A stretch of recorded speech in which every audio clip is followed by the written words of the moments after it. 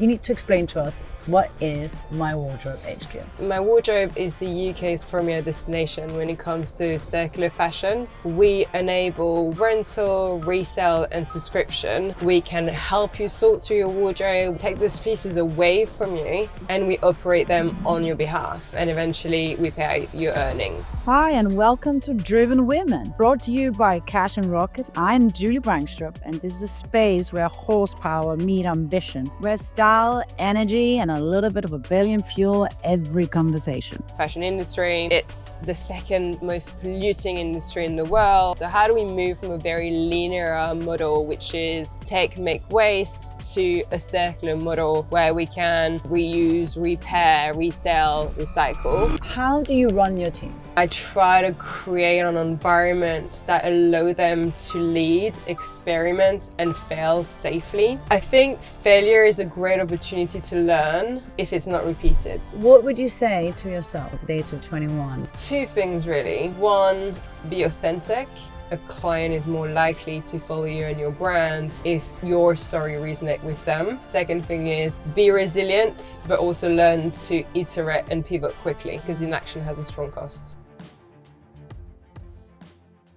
Hi and welcome to Driven Women. Today I'm going to interview Coco Panazza. She actually has a middle name, but I can't pronounce it, so I'm going to skip that part and learn it for next time I see you. Thank you so much for coming. Thank you so much for having me, Julie. So, My Wardrobe HQ. You're the CEO, and this is an interesting kind of fashion element of sustainability, and you need to explain to us, what is My Wardrobe HQ? Absolutely. So My Wardrobe is the UK's premier destination when it comes to circular fashion. We enable rental, resale and subscription for both our business partners as well as our wider peer community. Okay, and how do you go and educate or convince the people, the brands and the customers to rent? And I mean, it's a new thought, it's a new way of thinking, isn't it? I think what really set us apart is whether we work with a brand partner or with an individuals with their private wardrobe, is we look at inventory as an asset, we look at the wardrobe as an asset, and we're here as your partner to help you make the best out of it and monetize it as much as you can. So for example, as a brand partner, we take their dead stock, so we solve a pressing issue for them, and we then distribute that dead stock across the best channel. So currently, if it's a driving category for rental, it'll be rented first before being resale. Okay. If it's a better resale inventory, it goes through a resale division, and then we can also distribute it at in-person events, similarly to a private wardrobe. So we're able to deliver the highest return on investment for them as we're placing the product where the demand is the strongest. Okay, and so if I had a wardrobe, yeah, you would come and pick out a few pieces, then you would put it into your warehouse and then rent it out.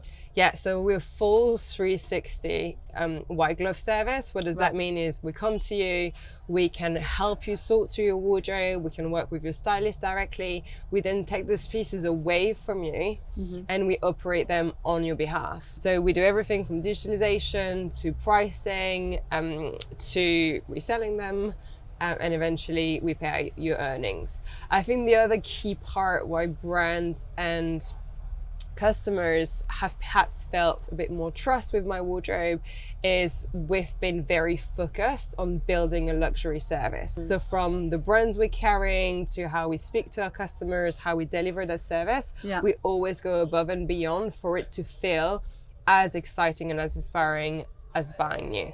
Okay, and you can do, you can rent your clothes out and you can resell it. That's correct. Is it 50-50, the rents versus reselling? And how have you changed the mentality of your... We'd love for it to be 50-50, but the reality is rental is still very much targeted to certain category. Right, Meaning, so like couture. So evening wear, ski wear are top categories for rental. Right. And then the rest of our inventory perform best as resale. So 80% of our business is resale versus 20% is rental.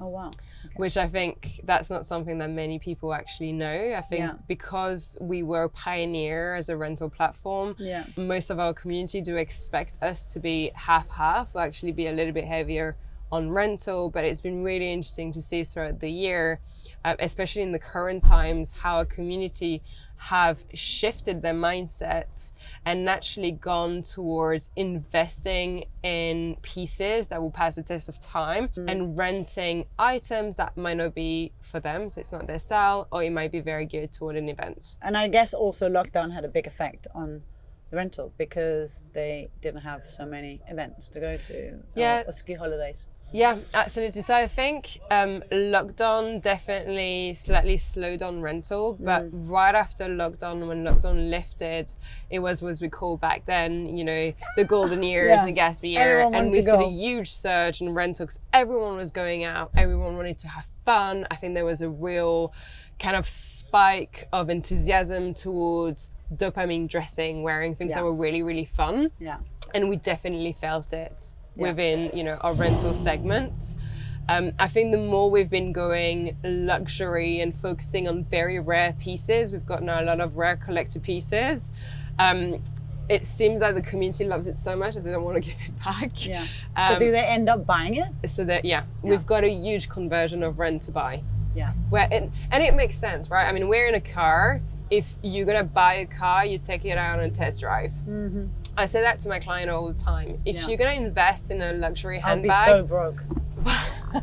Why not taking it out on a test drive? You know, why not actually take the bag out for a couple of weeks, make sure it's for you before you pull the trigger. Same thing with a coat. I think same thing with, you know, a doing your research and your investment. Exactly. Yeah. So how do you keep yourself, you know, everything is moving so fast. Yes. So how do you stay and keep, you know, being on top of your market, you know, with the rental, with, you know, reselling, you know, against your competitors? Where do you stand out? I think it starts with our customer first and our community. Yeah. I do run very regular focus group. I try to personally stay very involved with who our clients are. Yeah. It doesn't always need to be in such a structured way. You know, we've just done actually one at House of Coco. We invited an intimate group of customers for breakfast, and it was set up as a formal focus group because we had very clear objective of things that we wanted to revisit within the business, and we wanted direct feedback. Now, I'd see customer, I think, on a weekly basis, if not more. I try to get their one feedback right away. We capture that with the team. I do the same thing with our brand partners. You know, we do have frequent call with them, getting feedback, making sure that we constantly iterate, because the part of us staying on top of innovation and driving change is our ability to be super lean and constantly iterate and pivot so that our solution is always fixing the problem we're targeting. Yeah. And so with your brand partners, how does that work? So it's mainly the top fashion houses that... We work across the board with high contemporary to luxury brands. To give an example of our brand partner, we're a very good partner of Giambattista Valli. We're an exclusive partner of Harrods. We work with the likes of Emilia Wickstead. So we're very, very fortunate in the partnership that we've been able to forge over the years. We then also have kind of those cult, more contemporary brands, and we're looking at spotting kind of that new wave of luxury brands. So it's just a Fashion Week and trying to attend some of the shows that kind of help us understand who are the ones to watch. Yeah. A little bit, you know. Yeah, so a little bit like when Cecily Benson was discovered through the LVMH Awards, you know, well, we're not LVMH. I'd love to think that we can spot some of those talents and really create a connection with our customer. Yeah. A brand we've recently introduced to our community it's actually two brands that I think are so special. One is called Javier Osorio, and he's Ibicencan, so he's based in Ibiza. His studio is there, and it's very, very evening wear. It's very feminine and sensual. His whole concept is a dress with dangling pearls, and his idea was like, you're naked and you're wearing pearls, and that has been really, really well performing, because I think for a cocktail party, for example, you don't find this anywhere else. Yeah. That's one. And then the second one is a smaller brand called Alessandra Victor. She's based in Berlin, and she uses fabric from the stands, and she creates the most incredible coats. And I think each coat is so unique and tell a different story that, again, I think for our customers that look for something a bit different, and that look at luxury as authenticity and rarity, that kind of tick all of those boxes. And are your customers quite adventurous? I mean, are they into, or are they more, I don't know, they're more save by? We've got a really diverse customer base. Okay. I think we definitely have ladies that know their styles very well. They, have spent years reframing what is their personal stamp, what is their personal identity. And therefore, I don't think they'll necessarily be very adventurous with their style, because they understand what is them and what feels like them, and they're very targeted. So they'll come to us and they know exactly what they want. And as we get to know them, we can also have very personalized recommendation. And then we've got, a younger clientele base that is still experimenting. I think as women, we're also going through so many different phases in our life, from, your big corporate job, if you're in corporate, or, starting your business, or becoming a mom, or, reinventing yourself and changing careers. And your style might evolve throughout the years with that. And that's why we're here to help you experiment. Yeah. So that, I suppose, to come back to the question, it really depends on where they are in their life cycle and what they want to achieve. And what's the age of your clients? Like, our core base is early 30s to mid 50s. But I think, similar to your community, we've got a really strong core that is early 40s up to mid 50s. Yeah. And I think that's where we really see customers that deeply enjoy convenience, because often they're time poor. They just want a service that is super convenient, and they want a quality guarantee. They don't want to take a risk if they don't think it's going to pay off. Yeah. So for example, if they rent something and they worry it's not going to arrive on time or in pristine condition, they just won't be doing it. And similarly for resale, like they just want fashion to come to them directly, and that's what we can do best. And how often do you go to someone's house and you open up their cupboards and you're like, they think they're going to rent this part, but actually you end up picking, pieces that they weren't even, considering? I mean, how involved are the teams in guiding your clients? Again, it depends on the client. Okay. I think we've got clients that are very autonomous. So they'll do their annual or biannual wardrobe refresh, and they know the pieces that they want to part with and send it to us directly. And then we have clients that really need a bit more hand-holding, needs the styling advice, which we can also cater for. Okay, so you basically cater for. And we do different personality. volumes, like, for confidentiality reason, I won't be able to say which wardrobe it was, but a few months ago, I actually went abroad. We clear out a wardrobe about 1,000 pieces. Wow. So I think there isn't any limitation. The limitation is on time. Yeah. It took us, 3 full-time team members on site for 48 hours working around the clock to make sure that we catalog and prepare everything. But outside of the limitation of time, we can very much do any volume of inventory and wardrobe in that case.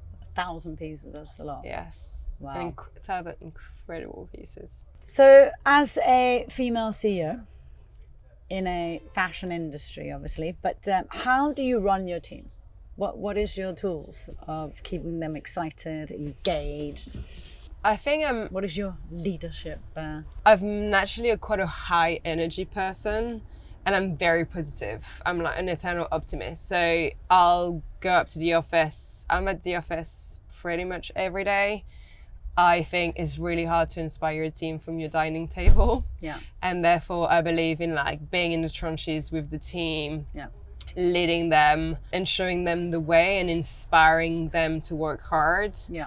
I believe in hard work. I think I'm pretty perhaps one of the hardest person, if not the hardest person in the team. So I really put in the hours, and I try to set the standards by action, really. I think that's the first thing. I think the second thing is our team is very female driven. And I try to create an environment that allow them to lead, experiment, and fail safely, which I didn't necessarily have actually worked. What do you mean fail safely? I think failure is a great opportunity to learn if it's not repeated.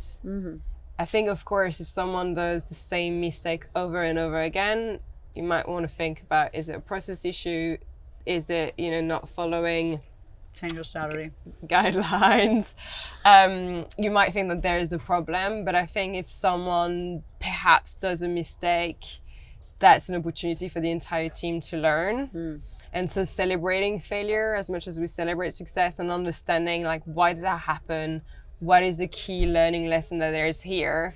And then making sure within, we've got weekly stand up that everyone understood why that happened, how do we change, and how to make sure that doesn't happen again. Yeah, absolutely. And in regards to you said team is mainly women. What about the clients? How many men are? 90% of our clientele is women. I think, 90. Yeah, if not more.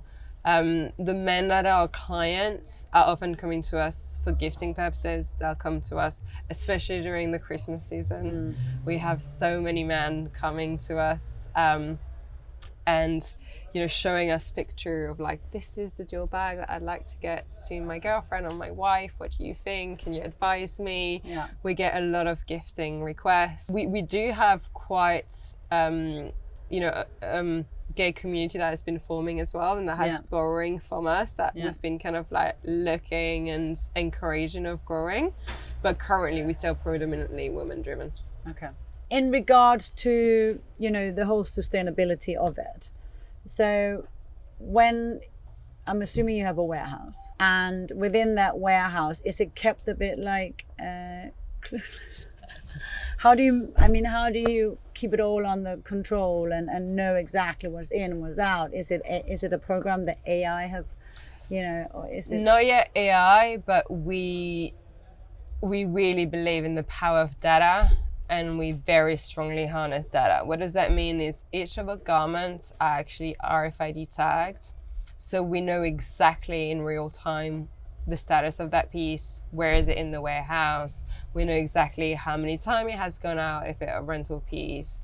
We know when it has joined the inventory, we understand the utilization rate. And that really allows us to be very close to the lifestyle cycle of a piece, because ultimately what we're here for is there's a huge environmental issue within the fashion industry. Yeah. It's the second most polluting industry in the world. And I think most of that happens at production level. We're not here to solve that yet. I think there's a lot of innovation happening, especially at the material level. What we're focusing on is, when the species are in existence, how do we put them back in circulation? So how do we move from a very linear model, which is take, make, waste, to a circular model where we can, reuse, repair, resell, recycle. And that's what we're focusing on to really extend that life cycle. So being able to have a read on how many time a piece can be used is super valuable data also for our brand partner, because we're now able to feed back to them around sturdiness of fabric, around real customer feedback, size and fit. So I'd say that that's the main thing around the data. And not only we use that data from a customer behavioral standpoint to understand how we can further drive change with sustainability, but we do also use it at the logistic level to make sure that we also uphold our standard in terms of how sustainable we are. And what about, I can imagine people that are renting out their clothes are worried about the awareness of how is it going to look after it's been rented out, especially if it's a really important piece. But yeah, so how do you control that? We always recommend to put item for both rental and resale, because I think it's inevitable that if something is being shared or rented for quite some time, there is a utilization rate to that piece, and it will, if it's a brand new item, it might stay brand new for X amount of wear. So we always try to set expectation in quite a realistic way, which is we'd recommend you to rent a piece that you're also ready to part with. That way you're renting to monetize it on top of the resale amounts. Okay. Yeah. We might have less than 0.1% accident, but I think it's important to be realistic that something might happen. It's like anything, right? When you rent a car, you might have a small incident. Yeah. And that's why it's quite important to be clear on that. The other thing is we do have a 15 minutes repair time built within all of a transaction. So we always go to prevention of a repair. You know, if there's a pull thread, we fix it right away. If there's a loose button, we fix it right away. Okay, so it's getting, okay. And what about your market? So obviously you're based in the UK. Mm-hmm. Where's the next market? I mean, you're in the US? We're only UK based at the moment. Yeah. The US has been a market that has organically grown for us on the resale side of things. So we're not marketing in the US at all, but interestingly enough, we are getting quite a bit of traction from the US and a clientele ordering, and we can fulfill to go and sell their collection or to buy, for them to buy our pieces. Okay. So it seems like perhaps, you know, an intuitive market to go, but it's a little bit premature. Okay. To conclude. And what about the Middle East? We'd love to go to the Middle East. I think the Middle East is very interesting market. We are doing a bit of business in the Middle East, but more from sourcing some of the best pieces, because there's a real incredible inventory of gems out there. I think Middle Eastern ladies have a strong sense of style and hold quite a bit of treasures. Yeah. I think the resale industry in the Middle East has mainly been driven by watches so far. So we are closely looking at how does that resale demand plays out and how does it grow before we enter the market. Yeah, but just get access to all the amazing, Yeah. So we here can enjoy them. Yeah. What would you say to yourself at the age of, a whisper to yourself at the age of 21, like a little advice that you wish or that you would prepare yourself for? Two things really. One, be authentic, because I think people buy into people. So whether you're raising money, an investor is more likely to buy into you if they believe in your story and they believe you're the right funder market fit. Similarly to a client is more likely to follow you and your brand if your story resonate with them. That's one thing. And the second thing is resilience, I think, is one of the most important thing. You see a lot of people don't succeed because they've given up too early. Be resilient, but also learn to iterate and pivot quickly, because inaction has a strong cost. Yeah, and just not give up. Just keep going. Yes. Yeah, yeah. And then in regards to, young girls out there who wants to go into the business of fashion, what advice, what have you learned that you could say, I wish I'd known this?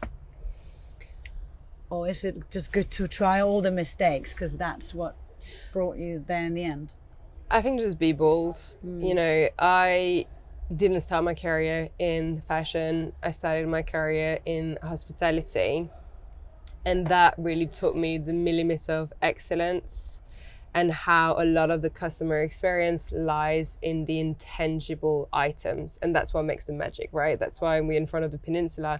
That's what makes it so special, is the service that is being delivered, is the attention to detail, is the warmth welcome. I transitioned to the fashion industry because I did my MBA in Beijing, and life then made me move to New York. And I thought that it was perhaps a sign for me to convert industry. And I always had a really strong passion for fashion. Everyone told me by then, you're absolutely mental. It's really hard in the US to get a job. It's even more hard to get a job it's hard to get a job, I should rephrase, when you don't have a visa and when you're a foreigner. The first interview I got the job, and I ended up staying in New York, and that kind of set me on my path to work in fashion. Yeah. So I think definitely being bold and daring. And the other thing is, sometimes being an outsider is your biggest strength, because what do you mean? I think, especially, you know, the fashion industry, and then there's a lot of changes that's happening right now at a recruitment level. Historically, there was just similar pool of talent going over from luxury houses to luxury houses. And I think luxury houses now are slightly started to think around in inclusivity and diversity. And I mean, you know, Gucci just hired a former automotive man to go run, you know, Kering hired a former automotive man to go, you know, to come and run the group. That's really telling. You don't need to have been in fashion all along to keep, you know, to get into the industry, or to keep being in fashion. And that's what I mean by sometimes having an outsider point of view is your biggest strength, because you're able to look at a problem through a different lens and bring an innovative solution to the table. Or you might be bringing, I mean, in the case of Kering, right? I'm sure he'll be bringing a lot of process from another industry to the fashion industry, a lot of things around efficiencies and how, you know, you're looking at production and inventory and managing the team that might be very different to what they've known before. Yeah, and just think differently to re-innovate the whole part. I mean, the whole world, especially that in fashion world, you know, there are so many brands out there. Yeah. And well, few houses own a lot, but the competition for the smaller ones is getting extremely difficult. Yeah. So do you think, you know, there's a lot in the media saying that the fashion houses are putting the prices up so ridiculously, and it's not like the quality is staying up that. Do you think that is going to have a great effect on my wardrobe? Because, absolutely. Yeah. We're already seeing it. You know, we're very fortunate to have luxury customers that have been buying luxury for years. That's the feedback they tell us day in and day out. You know, without quoting any brands, customers say to us, but I've known that house in his heyday, and that was the price of this handbag, and this was the quality. And now it's X percentage more, the quality is not there. We've got a more and more intelligent and savvy customer. And especially within our more mature clientele, they're the first one saying it. You know, we often think that Gen Z are super savvy because of the access to tech and social media, and they really understand the market value. But the older customer is really clued up as well. Yeah. And I think, especially in the current time, they don't want to be seen just splashing money out. They want to be much more quiet in their consumption. They want to make better choices, and they want to feel like they're investing in the right thing and they're not being taken advantage of. So I think there's generally across the board a shift of luxury, and there's a need of redefining what luxury really mean. If luxury is about craftsmanship, uniqueness, storytelling, those three values needs to be embodied by whatever garment or bag you're selling. You can't just be overpricing something without this being part of the conversation. Yeah. I think you're right about that. But it's interesting to see, you know, within the fashion world, and you have some incredible brands there with a lot of history behind them, but also how they're buying up all the smaller brands just to take over the market more and more. And then, you know, you look at all your old vintage that's slowly coming back into the collections again. So within their new designers, who's also going from one brand to the other and putting their take on, you know, as you saw with Gucci, or Pier Paolo, who was a Valentino, now going to Balenciaga with, and his new show is the first show he's going to do. How your clients, are they quite willing to go and change from one brand to the other just to follow the designer, or do you follow them that closely? I think they definitely appreciate a designer era at a fashion house or a maison. I think when Jonathan Anderson transitioned out of Loewe, we saw a huge rise in demand for Loewe. Because a lot of our clients wanted to capture this moment in time, his era, into their personal collection. So from that point of view, they're definitely aware and they're following designer shift. But equally, I think they're very driven by aesthetic and style. So if there's something that they absolutely love, they will go for it. They won't necessarily think about, oh, you know, this is this new designer, and I've just followed him from one maison to another. So basically, it's more the style than following. Yeah. Okay. But I think, you know, it's like the Tom Ford era at Gucci. It was a headache. That was one of my favorite. Oh, well, I feel like you're very much dressed like Tom Ford era at Gucci. Actually. You're channeling this Tom energy. and I should be like this. Oh, you know, John Galliano at Dior. I mean, they are eras and designer that you just can't ignore. Like what they created, like the creativity and the energy they injected in the brand, that's fully part of that brand era. And I think for a real fashion collector, this is super important. Yeah, absolutely. And so in regards to now, you know, going into meetings, obviously you have your favorite fashion designer. You don't have to mention if you don't want to, but what is your go-to power suit or power thing when you attend a meeting where you got to win over this person was sitting on the other side? It's so funny that you're asking me this, because I actually have 2 lucky outfits. This is one of them. That's not a known designer. I got that in like a small boutique in France. I don't even think that's any type of designer at all. Super but cool. It's a suit that... It's very powerful because of that whole color. Yeah, I love the color. I love how vibrant it is. I've worn it when I went to speak at COP28. I was wearing it. So there's a lot of like very strong memory that attached to it. Now I'll think about our, you know, chat next time I wear it. So the suit has a very strong emotional equity. Yeah. You know, there's a lot that has happened when I wore that suit. Yeah. And then I've got this pair of tartan trouser. They're very loud. Like they're like wide leg, like legged tartan trousers. I think they're from MSGM, and I've had them for years. Every single time that I've got a big deal to close, I wear those pants. Oh, really? They're my power pants. That's hilarious. And before starting my business, I worked in the agency world, and my colleague used to joke and be like, "You've got your power pants today. It's a big day." And I've worn them at brand pitches, investor pitches. Every time that I've got something like very important, they're like my lucky pants. So they're okay. So they better stay with you. Lucky trousers, I should say. Oh wow, that's amazing. I love them. So you're quite colourful. Yeah. Yeah. I feel I would You're adventurous with what definitely. you're wearing. Yeah. I think I would describe my style as kind of a bit bohemian, eclectic. Okay. Definitely a bit of eccentricity. No, but I love it. I love when someone has their own unique style. Not everyone is wearing the same, because I think that's super boring. I agree.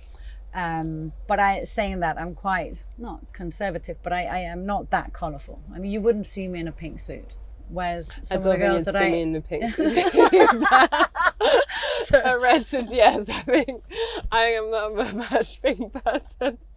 No, it just doesn't go with me. Yeah. I remember doing once a party, and for some reason, because of the venue, we said, okay, it's 50 shades of pink, and I was like, what was I thinking? Like, it's not even, but all the other girls loved it, so it's always good.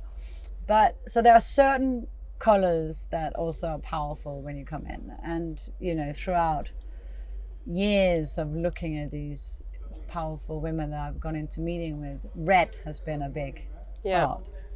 Which is obviously why the Cash and Rocket, we have all those cars, all red. My favorite color. Yeah, so it used to be mine as well. Really? But then it became green after many, many years. So about 5 years ago, I saw this beautiful, actually it was Celine Dion in Hyde Park, and she was on stage with this green. I was like, wow, that is so powerful. That is so, you know, so I kind of, my whole view on colors suddenly changed a bit from the red to the green. Do you think it gives a different energy to a person? Yeah, I do. What's your read on the red color versus green? I think you basically see, green? You know, the person was wearing it in a different way, depending on what color they're wearing. Red is power. It's bold. It's, Yeah. you know, watch me. I can do this. Yeah. Do not stand in my way. Green is the same, but in a more, Set away. more romantic way, I think. In a more, not, I think it has this, green has a bit more creativity behind it. So, you know, depending on what day I'm on, I go different colors. But obviously everyone has. I wanted to know, how much data do you capture on your clients? Their favorite color, their favorite style, do they like suit, dresses? As much as we can, really, you know, in a very discreet and confidential way. Because the more we know a client, the best service we can offer them, and the more we know them, the more we can save them time, because whatever we'll put in front of them is very personalized. And you were just mentioning earlier, you know, do we use AI? So, well, we don't yet use AI on how we organize a warehouse per se, or I should say how we run the warehouse. I like to look at AI through two lenses. One is efficiency. So how do we optimize our team's time? And how do we make sure that we can delegate to AI anything that, frankly, AI might do a better job at it, and it will take less time. So that could be anything from scheduling a meeting in the calendar, taking notes from a call. We try to use it more and more for marketing, although not quite yet. I think there's an ethical elements of AI that we need to be very careful, but we are experimenting and we are looking at ways to really optimize how the team function as a unit. And the second key thing is around personalization, because I think that's where AI will be completely transforming the e-commerce journey, is through personalized feeds. So you being able to chat with an AI assistant right away, so you're able to find very quickly what you're looking for. We do live in a world where it's the abundance paradox. There's so many choices out there that if we can use AI to help guide that choice and personalize, I think everyone's experience will be optimized. Well, and also within whatever AI program you're using, but you can capture anything about your client. What was the last thing they were renting the last 5 times? The color, you know, like the profiles will be absolutely to the spot of probably knowing if they've gained or lost, or, you know, like, and I think that will help your team, but also will help with the cost. Absolutely. So there are those elements to AI, as scary as I think some of the AI elements are. I think it's incredible what it can do to I think it's companies. A super tool. And the impact is going to have, it's going to be way above the industrial revolution, for example. As you said, it is a little scary because I think it's moving much faster than, you know, the average person might think it is.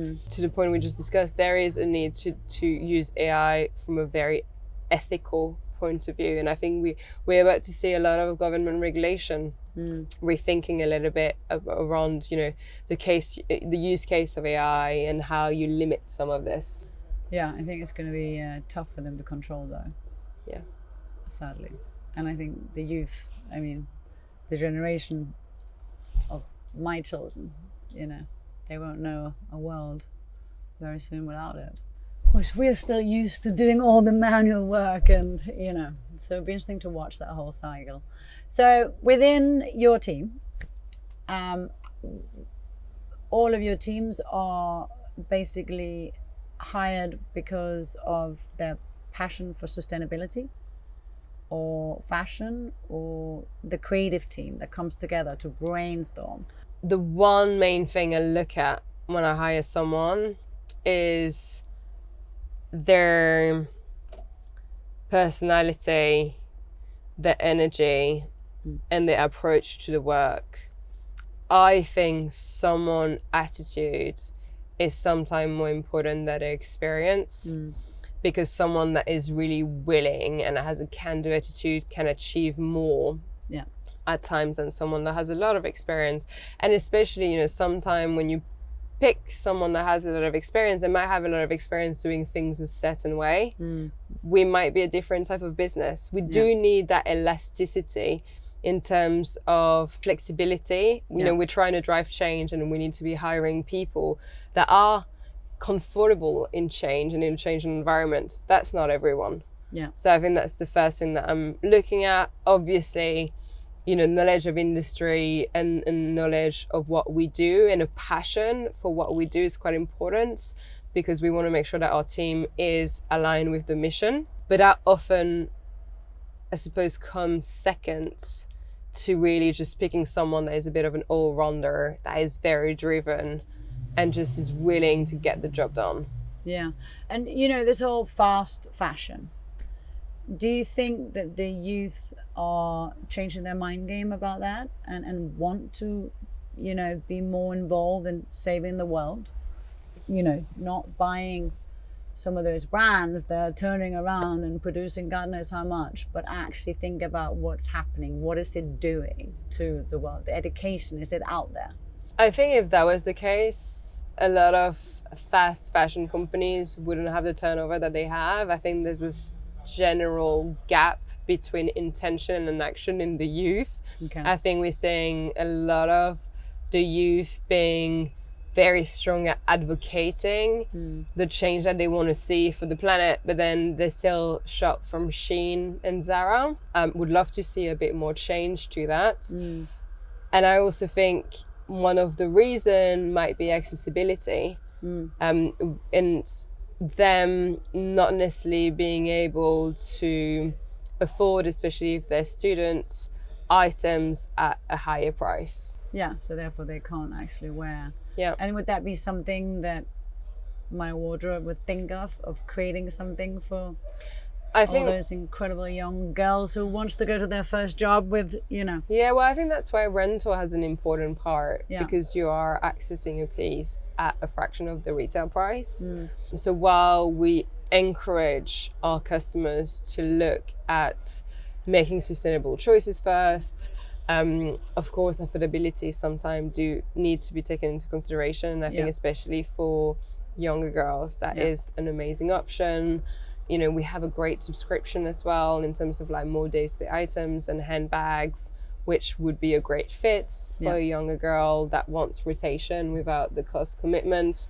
And generally speaking, I would strongly advocate to buy less but buy better. You know, I remember, I mean, growing in a family where fashion was always important. You know, I'm French-Italian heritage. My mum loves fashion. I mean, I don't think there's anyone in the family that didn't consciously or subconsciously, you know, gave attention to fashion. When we went shopping, she was walking us through the story of the fabric and the pieces. You know, how many times I brought my mum to a store and I was like, this is the piece of my life. And she was just like, no, like touching and being like, the quality is not there. It's not a legacy piece. This is not going to pass the test of time. And it was all about, it is better to have one good qualitative jumper than having 10. And I remember back then just being a bit like frustrated about it. But looking back, that was some of the best learning in terms of consumption, right? And like being educated of how making better choices. And now I'm the first one when I go to, you know, a store, or if I buy online, I look at like, what fabric is it made of? You know, what is that garment? Just have an understanding of what fabric informs how it's going to fit your body, informs how you're going to feel in it. Different fabrics have different comfort, different, you know, there was a study done which was the frequency of the piece, and measuring in hertz the frequency of a garment. And it's so interesting to think that linen has the best frequency, which means the best thing to wear, followed by silk. Polyester was absolute catastrophe in the study.